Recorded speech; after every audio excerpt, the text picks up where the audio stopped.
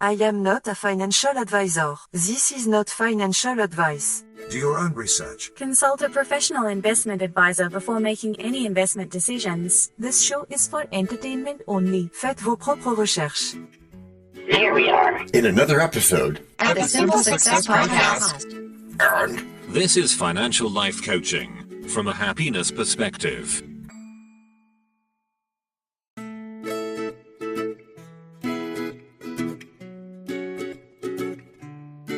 Previously on Simple Success. And we're not ignoring that. It's why we say borrow if you need to. Remember goals. Indeed. Remember the importance of really smart goals. Right, and thanks, Matthew. Hey, DT, you could blend traditional and hard money lending. And now, just like with a previously on thing on TV, we take you directly to this week's episode. Hello, everyone. Hiya, Ruth. Yeah, hello there. Hello, everyone, and hello, DT. Hiya, John, Ruth, and Al. Guess what? What? I am here with thee and thy goats as the most capricious poet, honest Ovid, was among the Goths. Oh, this should be good. Right, and I thought that knowledge ill-inhabited, worse than Jove in a thatched house. Always a concern, yeah. So your guess? My guess? Oh, yeah, right, as to today's topic. Which, to give everyone a quick hint, yes, according to the master plan, talks about some strategies on tax planning for both U.S. citizens and green card holders. Yeah, cool even. That's it. Tax planning sounds like, well, just why should I care about tax planning, John? Isn't it just a way for the government to take our hard-earned money? DT. Much like a sword in Hamlet, which can be used for both defense and attack, taxes can be daunting, but also a tool. Just what part of optimizing your income and reducing your liabilities do you not like? Nice try, John. But we all know that tax planning is just for people with massive incomes. We do? Yes. Okay, maybe we don't, and I should be more sensitive. So how about this? Tax planning is just for people with brains. Well, that's pretty good, but my advice, keep working on your sensitivity there, DT. Yeah, that's something to do while I'm still figuring out how to keep my bank account above zero. So maybe this will help you. Your big opportunity may be right where you are now. Napoleon Hill quote detected. Oh, sure, but what about those listening to us who have green cards? Can they even take advantage of tax strategies like some Americans can? Absolutely. Green card holders, they're also subject to U.S. tax laws, of course, and while there are nuances in what applies to them, they can still utilize strategies to their benefit. For example, they can claim deductions like mortgage interest or educational expenses, similar to U.S. citizens. It's fascinating. Yeah, it is. It's fascinating how the right planning can turn a heavy burden into a roadmap to financial happiness. But what? But I want everyone to be careful of a particular trap. The dual taxation trap? Yeah, that one. Kind of like the so-called marriage penalty. Different show, Sean. Yes, it is a different show, and thank goodness for that. But really, be careful. Be careful of what? Be careful of focusing on avoiding penalties. Whether real or imagined. Instead of making bank. Instead of putting another MSI into play. Because with enough income sources, it's okay to have expenses too. That is so right. You have amazing insight. Maybe so, but I feel lost in the intricacies. Isn't there a chance that all this planning might just lead to confusion? Can you really see the light if the path is so messed up? Oh, but let me offer a different perspective, said Aristotle. And it goes like this. It is the mark of an educated mind to be able to entertain a thought without accepting it. So, this alternative viewpoint helps us make informed choices based on our financial goals. By understanding how taxes work, we can shape our financial narratives. All right, I see your point. But let's get back to those multiple streams of income for a second. How do they play in here? The noble quest for MSIs, multiple sources of income. Hey, that idea isn't just trendy. It's crucial for wealth building. By creating additional streams, you can diversify your income and safeguard against economic fluctuations. That sounds like a sound strategy. It is, especially when taxes can diminish a single source dramatically. Yes, but we want to remain simple, remember, not complex. You're right, and that's where financial life coaching comes into play. Our tagline, Financial Life Coaching from a Happiness Perspective, sums it up beautifully. By embracing a happy mindset and breaking the process down into manageable steps, yum, you can mitigate stress and enhance your wealth potential. Anything else? Yeah, here's one thing. By staggering the start of your MSIs, your companies, you can extend years of tax deductions. Well, that does have some appeal. And so does the image of mapping my journey. That's pretty good, DT. And to make sure that we keep that positive image, we can use the wisdom of Earl Nightingale, which he probably got from James Allen. Which is, we become what we think about. And that fits in here exactly how? If you approach tax planning and financial decisions with fear, then the journey will indeed seem perilous. And there's alternatives? Of course. If you view it as an adventure, it can to fulfilling destinations lead. If in the world of finance we take heed, and understanding numbers does help us succeed, then with careful steps we plant the seed. I like this. Yeah, to grow our wealth and meet our need. As deadlines near, don't be like Bruno. Who? Plan with wisdom, joy, and... Descanso numero uno. I'm not trying to make doubting Thomases out of y'all. Still, the fear of failure looms large. Worried about your efforts not working out? Obviously. Well, fear of failure is natural. Interesting. But what we call failures are often really learning experiences. John, why would Daniel say that? Well, I can't speak for him exactly, but I've personally seen many successful people fail multiple times before finding what works. So you gotta keep at it. You gotta be persistent. They just keep trying, huh? Yeah, and that's just one part. And the other? The key? Sure thing, John. We'll call it the key. Okay, DT. The key is to approach it with an experimental mindset. A what? An experimental mindset. Which is what in this case? Which is that you try things to see how they fit before you decide on them. And isn't that the same thing as knowing better? There are similarities, but it's deeper because it's taking action, not just knowing, but doing. Oh, instead of just what you can see, that knowing-doing gap thing. Oui, je le ferai. That's yes, I will. In French. Yeah, if one thing doesn't pan out, you won't be discouraged. You just apply the lessons learned and pivot towards something else. And that way you don't become a Kodak. So every idea can be a win. Sure can, at least the way we spin. But that's not always true, is it? It is with us, at least a little bit. And we're telling about this opportunity, right? We are because it burns so bright. And so you tell us to not do taxes right? Does that sound like me, DT? That does not seem like something John would say. It is not something I would say, so thank you, Ruth. But this does sound like something I would say, and it is. All right, go ahead. When it comes to tax planning, DT, understanding the differences between U.S. citizens and green card holders is crucial, as each group faces unique opportunities and obligations. Really? I thought taxes were just taxes. What's the big difference? Well, it's like this. U.S. citizens are taxed on their worldwide income, regardless of where they live. Green card holders, while still considered U.S. tax residents, also face specific rules, but might have different considerations if they live abroad. Like what? Like they must understand the foreign income exclusion and other tax treaties, which is something not everybody has to do. Interesting. But do you really think it changes lives? I mean, most young people, like my friends, they feel like taxes are just inevitable and they can't do much about it. And do you do that too, my oblong passage of Greece? Do that I not, kind John. And while you're at the being kind thing, be so kind as to tell us why that is. Por supuesto, DT. It's because it's where financial literacy shines. How's that?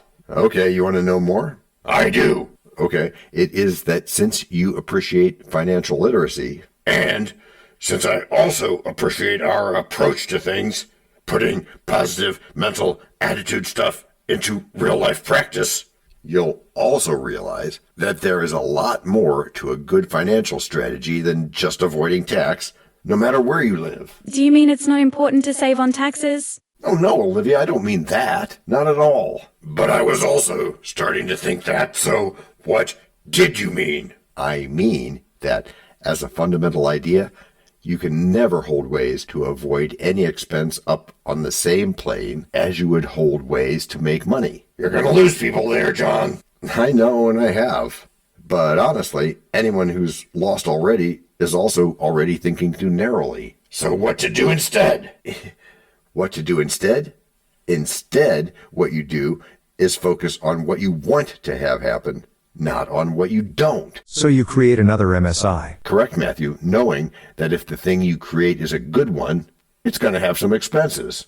But that's okay because it will also have some revenues. Right. And any MSI needs to either give net revenue or net fun or both. Because look at the alternatives. Do we have to? Yes, we do, because it's a learning opportunity, and we embrace all learning opportunities. Okay. Like this one.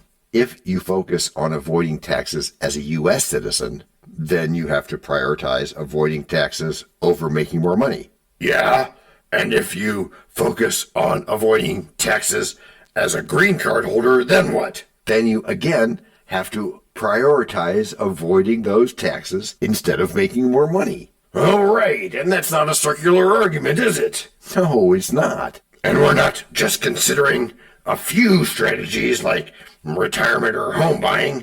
That's correct. We're considering every bit of our access to life itself. 42, huh?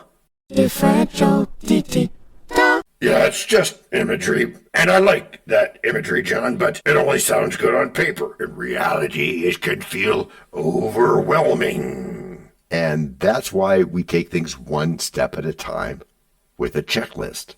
Let's not forget the notion of turning obstacles into opportunities, because this process isn't about avoiding anything, but about creatively facilitating growth. All right, so tell me, how should we get the right focus? Sure thing. Well, in finance, it's wise to start with finding your locus. You mean where earnings align and dreams can stoke us? You bet, because we're going to craft a plan that's sleek, which will never choke us. Unlocking wealth's potential, which evokes us. As you sketch your path and watch profits accrue. With savvy choices made, it's... Break number 2. We know a lot about you already, because we know ourselves. For example, we know that you know how to listen to our podcast. We also know that you probably know how to subscribe. So as soon as you're done with that, tell us your story. We have ways you can contact us. It involves a special link where you can leave us a message. We may have an email address for you as well in the future, and we'll let you know if that happens. The reason for subscribing? I thought you'd never ask. When you subscribe, you automatically download all future episodes of that podcast. It just happens in your player without you having to go search again. How cool is that? This means better rankings for the podcast, more attention from advertisers, and more money. And this means more and better stuff for you. So your motivation is simple and easy. Subscribe today, whatever app and from whatever place you like. And don't just try to subscribe. There is no try. There is only do. We're changing the way we look at things, and remember, that's good. Eso es buenísimo. Also remember, this is financial life coaching from a happiness perspective. Coaching happiness. Our call to action is right in the show notes. Find it, and you win too. Can I simple that? Por supuesto. Of course. Just simple it. Please make sure your seatbelts are fastened and your tray tables are in their upright position. And make sure simple is a verb like Google is a verb. 我们回来了. That's we are back. You know, DT, that Shakespeare said all the world's a stage, don't you? Yeah, so financial decisions can define the shape of that stage. Every financial decision is a role we play, so our question really is, do we want to be the hero of our own financial story or not? A hero? Really, John? Sounds grand, but I can't help but think that it's just a way to appear smart, while the reality is much harsher. These multiple income streams seem like fanciful ideas that could end up as mere hallucinations. That's a popular AI word, and therein lies the difference in perspective. Whatever the mind can conceive and believe, it can achieve, you know. Napoleon Hill quote detected. So, when one adopts a growth mindset, tax planning transforms from a strategy into a way to improve all our other strategies. Well, that sounds poetic. But isn't that the same thing as focusing on something? Why make it harder? That, DT, is a really good point, but we're not making it harder. And even if we were, we practice and practice and practice some more until those hard things become easy. Oh yeah, that's right, we do. Sometimes the safety alone can blind us to possibilities. Because it's easier to just accept what's in front of us. Yes, it can be, but easy isn't always the path to fulfillment, as we know. Here's another thought. If we think of tax planning as insurance for our dreams, it becomes a worthwhile venture. And when we incorporate diverse ideas, we're much more likely to uncover unique resources. So that we can avoid more and more expenses. I like this game. I'm glad you like it, but tax planning isn't merely a game of avoiding expenses. It's a dance with income, a choreography where we find opportunity in every step we take. Think of it as the laurel wreath worn by the victors of ancient Rome. Financial independence requires a vision of abundance, not fear of scarcity. And that's very positive, and it's all well and good to speak of abundance, John. Yet it seems almost reckless to leap ahead without first securing all expenses. I often wonder if we might not be putting the cart before the horse, as is said. Oh, my friend, we can't secure expenses. That would be almost like taking a ship at harbor and throwing an anchor down. It's safe, but it doesn't allow the vessel to sail into the horizon. What we think we become, said many people, including the Buddha, if we solely fixate on minimizing costs, we may blind ourselves to the myriad avenues of potential income. So think creatively then. Yes, that's right, Ruth. And if you nurture an entrepreneurial spirit, your expenses may seem less of a burden and more of an investment. I acknowledge the allure of these ventures, yet the path is laden with uncertainties and risks. Are we meant to leap into the unknown without any safety net?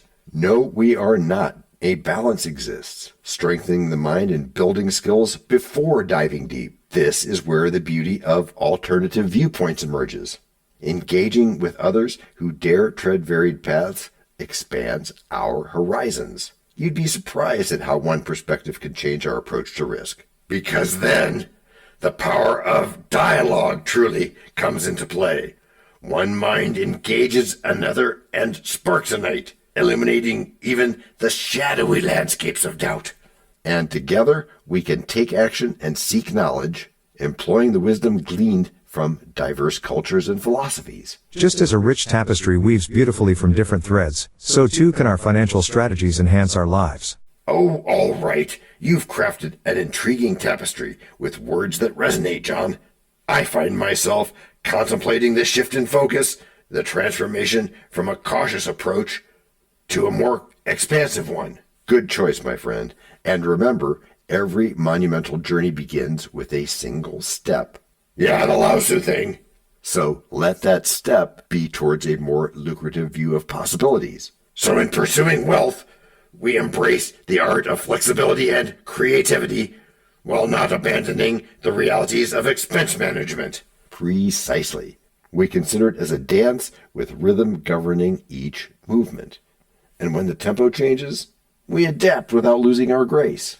A magnificent metaphor indeed, John. You've placed inspiration upon my doubts like the morning dew upon greeted flowers. Not Shakespeare, but very creative. Yeah, that was pretty good.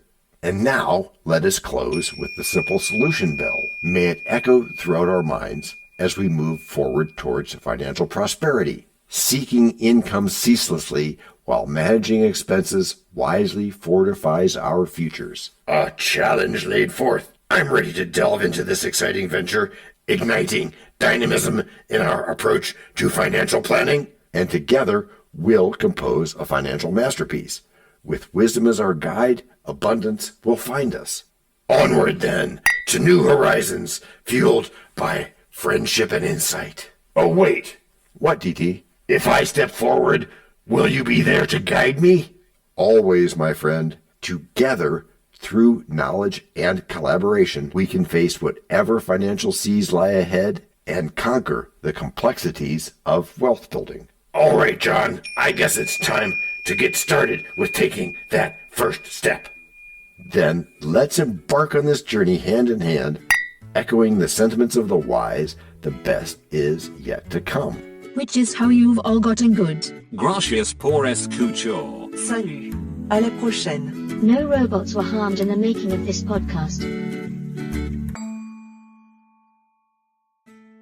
This podcast and our other podcast are productions of Little Red Hen Industries. Part of the Sonic Boom Network, where we do the hard work for you. And Rishi helps our hen bake the bread by giving credit to these great people. Techno King, John Brandy. That's me. Alter Ego, Doubting Thomas. And that's me. Fact Checker, Napoleon Bonaparte. Social Manager, Abraham Lincoln. Always on the internet's inner tubes whatever. Media Expert, Augustus Caesar. Psychologist, William James. Sound Designer, Les Paul. Thank you for inventing multitrack. Language Consultant, Leah, the French do-your-own research lady. Cough, cough, cough. Videographer, Ertaman Koshki. Lights, camera, action. Inspiration, many podcasts and other sources, and of course Napoleon Hill. Additional inspiration and thanks go to Steve Jobs, Joseph Allen, Charles Darwin, Leonardo da Vinci, Henry David Thoreau, Abigail Adams, Jonathan Livingstone Seagull, and the Stick Figure. Quick disclaimer here. Many sentences contained in our podcasts are of a very dangerous length and were performed by highly trained vocal practitioners. On no account should inexperienced life forms attempt to imitate them without proper medical, jaw, and lung supervision.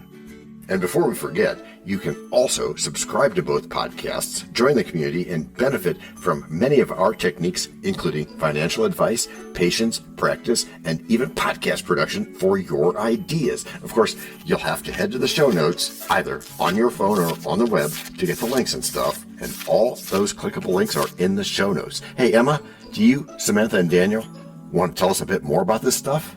Sure, the artificial intelligence or AI voices that you hear in our work are offered up by Google, Amazon Polly, and OpenAI.